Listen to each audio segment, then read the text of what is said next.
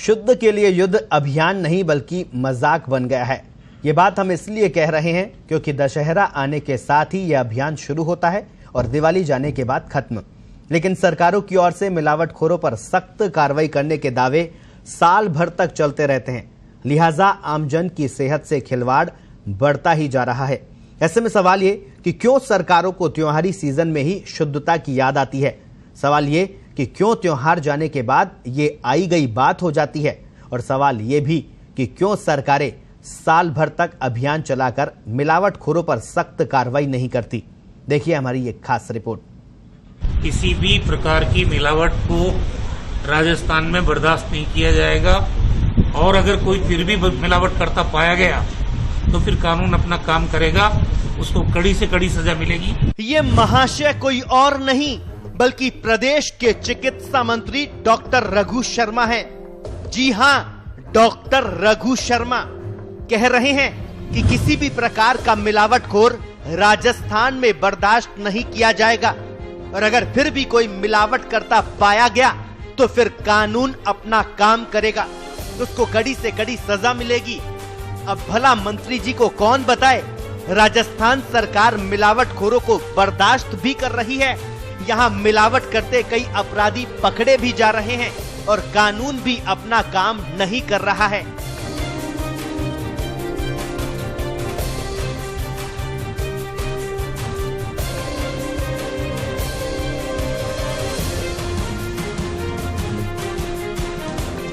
ये बात हम इसलिए कह रहे हैं क्योंकि लचर कानून व्यवस्था के कारण राजस्थान में मिलावटखोर पकड़े तो जा रहे हैं लेकिन वो हर बार बचकर निकल रहे हैं।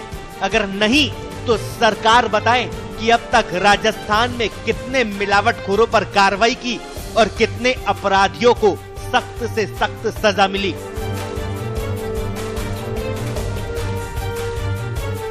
आम आदमी की सेहत से खिलवाड़ करने की इजाजत सरकार किसी को नहीं दे सकती। वैसे भी कोरोना महामारी का काल चल रहा है। अभी आम आदमी की जिंदगी बचाने का लक्ष्य लेके सरकार काम कर रही है। ऐसे में अगर मिलावटखोरी का काम भी रहता है तो उससे बड़ा गंभीर अपराध कोई नहीं है और जो अपराध करेगा उसे अपराध की सजा मिलेगी। अब मंत्री जी कह रहे हैं किसी को भी आम जनता की सेहत से खिलवाड़ नहीं करने दिया जाएगा, इसलिए त्योहार आते ही शुद्ध के लिए युद्ध अभियान फिर से शुरू कर रहे हैं। अब जरा मंत्री जी ये भी बताएं कि अगर जनता की सेहत से इतना ही सरोकार है तो फिर त्योहारी सीजन में ही शुद्ध के लिए युद्ध अभियान क्यों सरकार ये अभियान साल भर तक नहीं चलाती है। प्रदेश की जनता को जहर खिलाने वाले इस कदर हावी है कि आटा, दाल, मसाला, तेल, घी, यहाँ तक कि पूरी थाली जहरीली यानी मिलावटी आ रही है और सरकार इनका कुछ भी नहीं बिगाड़ पा रही।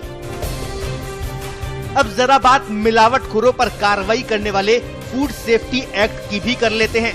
जनता को राहत देने के लिए सरकार ने साल 2011 में फूड सेफ्टी एक्ट बनाया था, लेकिन इस एक्ट में कई झोल होने के कारण मिलावटखोर पकड़े तो जाते हैं लेकिन हर बार वो पतली गली से बच निकलते हैं।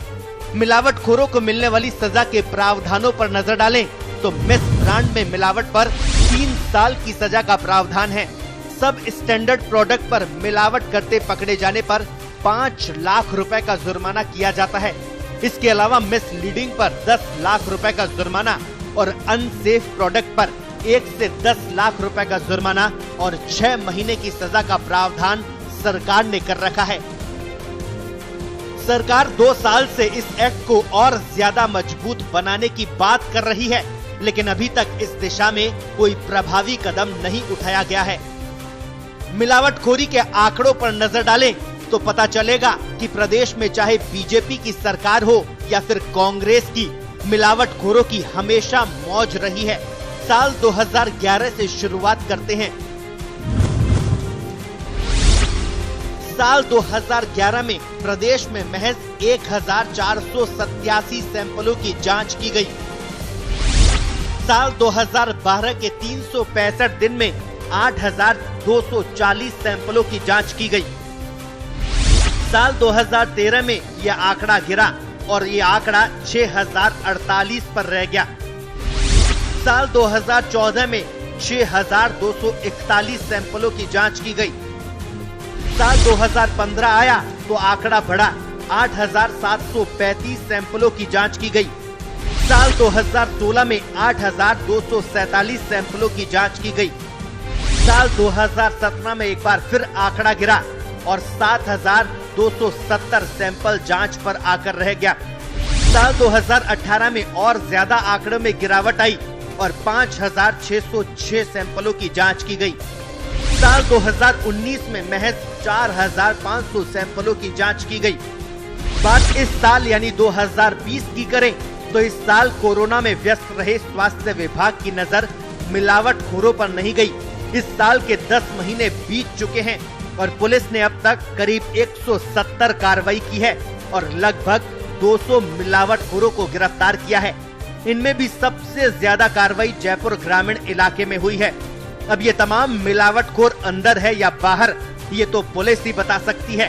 बहरहाल चिकित्सा विभाग ने प्रदेश में सोमवार से शुद्ध के लिए युद्ध अभियान की शुरुआत की है। पहले दिन कई मिलावटखोरों को पकड़ा भी है और उनसे मिलावट का ढेर सारा सामान जब्त भी किया है। लेकिन जरूरत इस अभियान को साल भर तक चलाने की है। जरूरत फूड सेफ्टी एक्ट को और ज्यादा सख्त बनाने की है। जरूरत मिलावटखोरों पर बयानबाजी करने की बजाय उनसे मिलीभगत करने वाले अधिकारियों को सामने लाने की है, ताकि जनता की सेहत से खिलवाड़ बंद हो और मिलावटखोरों को सख्त से सख्त सजा मिल सके। पत्रिका टीवी के लिए जयपुर से दर्श शर्मा की रिपोर्ट।